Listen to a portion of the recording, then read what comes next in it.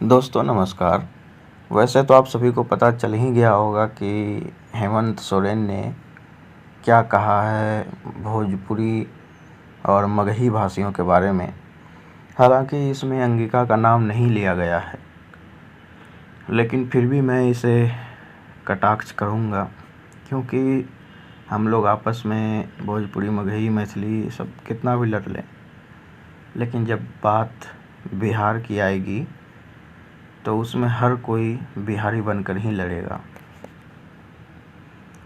तो हेमंत सोरेन जी का जो तर्क है उसमें उन्होंने कहा कि जब झारखंड आंदोलन हो रहा था तो झारखंड मतलब उस समय के बिहार में के जितने भी थाने में पुलिस थे और जो थाना प्रभारी थे वो सभी भोजपुरिया भाषी थे।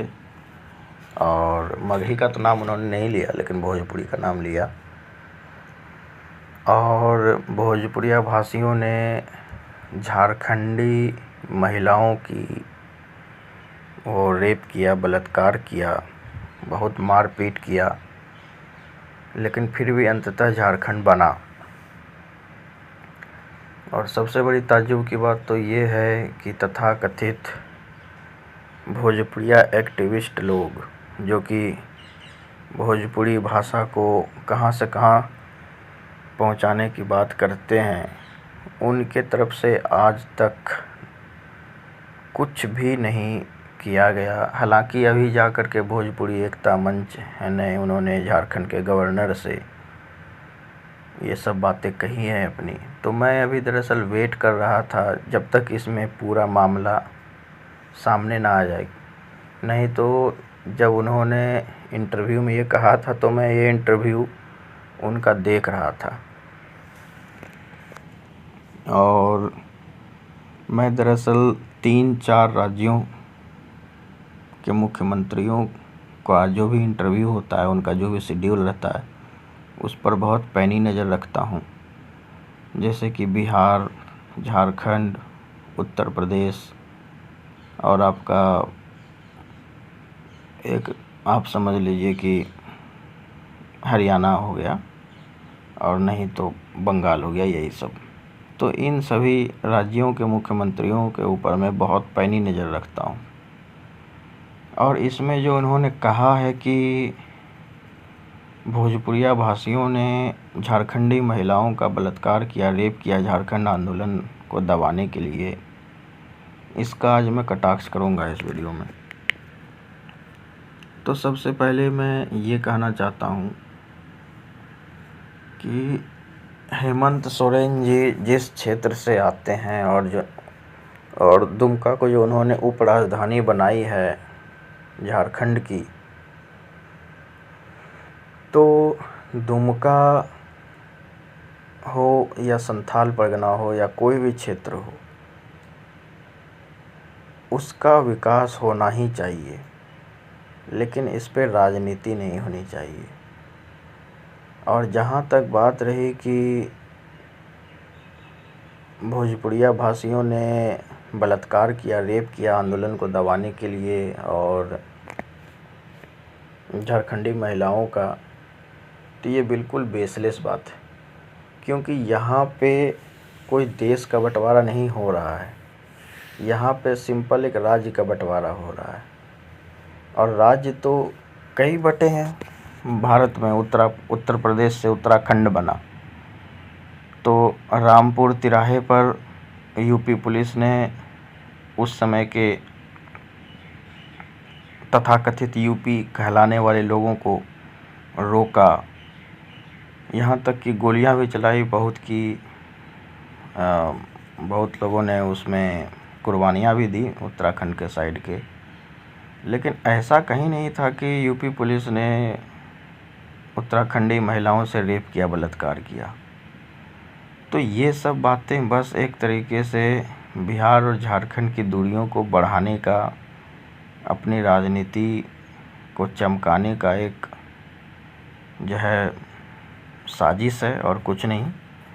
जहाँ तक बात रही कि भोजपुरी झारखंड के लिए बाहरी भाषा है, और पहले स्थानीय भाषा को जगह देना चाहिए, जिसमें उन्होंने भोजपुरी, मगही, अंगिका को रिमूव कर दिया। हालांकि मैथिली को रिमूव किया वो तो खैर स्वाभाविक है, मैथिली वैसे भी झारखंड में नहीं बोली जाती।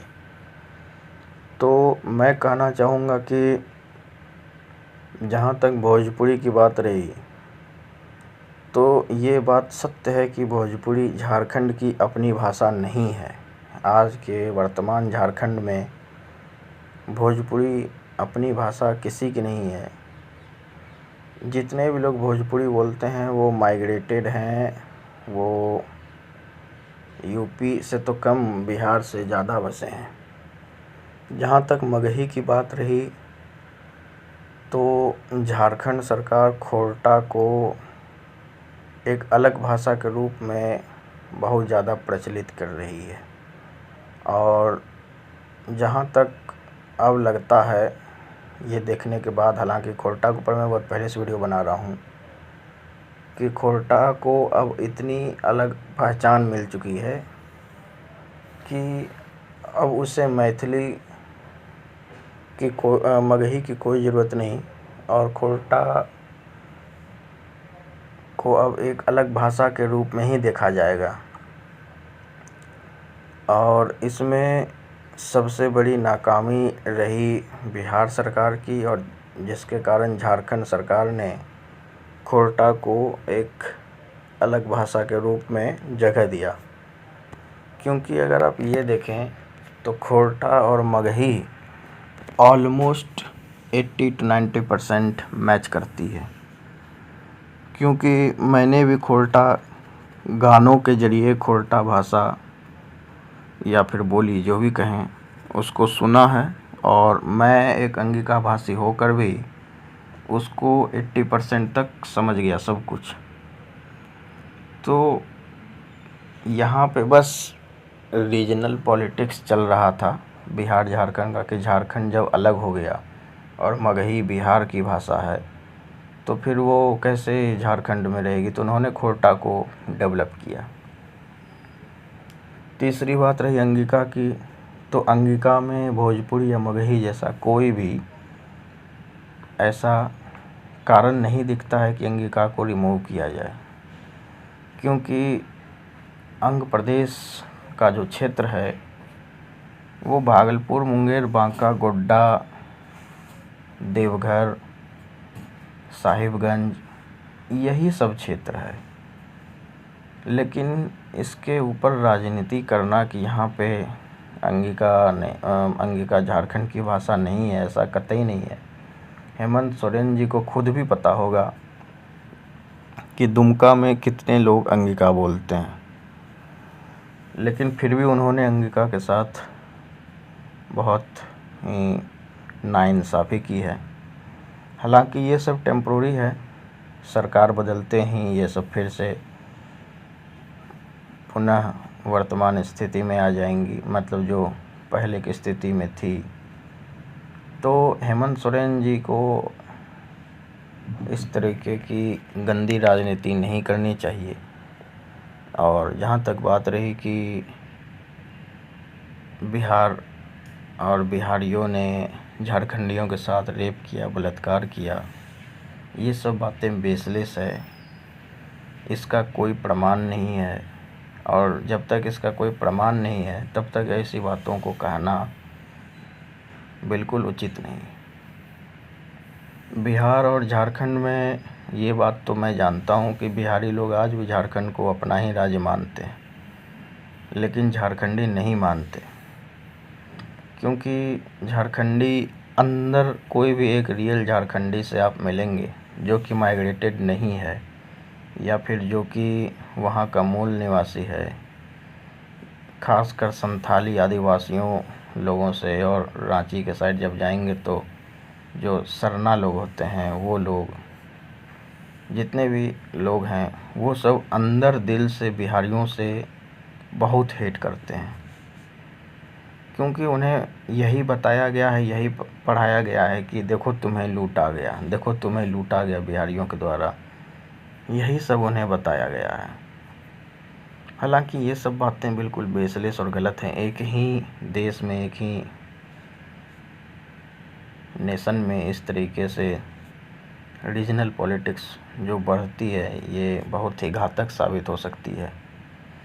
कोई दूर दराज के राज्य हों, आसाम, महाराष्ट्र, तो समझ में भी आता है, लेकिन इस तरीके से दो आपसी राज्यों में